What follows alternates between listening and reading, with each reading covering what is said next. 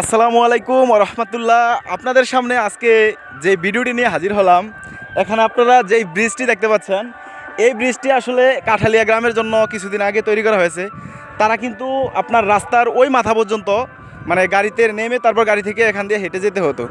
কারণ বিশেষ করে এখানে অনেক মুরব্বী মানুষ আছে, যারা রুগী আছে, তারা কিন্তু আপনার এই এখান দিয়ে চলাফেরা করাটা খুব কষ্টদায়ক হয়ে যেত। এখন গাড়ির মাধ্যমে তারা চাইলে মানে বাড়ি পর্যন্ত যেতে পারবে। তো সেই জন্য আসলে এই ব্যবস্থাটি করা।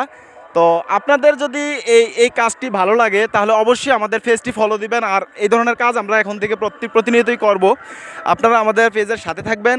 তারা কিন্তু প্রায় 8 যুগ দীর্ঘ 8 যুগ পরে তারা আজকে এই রাস্তাটি পেয়েছে। আসলে এই রাস্তাটি পাওয়ার পর আপনারা দেখতে পাচ্ছেন যে এই রাস্তাটি যখন তারা পাওয়ার পর তাদের কিন্তু আসলে অনুভূতিটা এতটা ভালো ছিল, যেটা আসলে আপনাদের বোঝাতে পারবো না।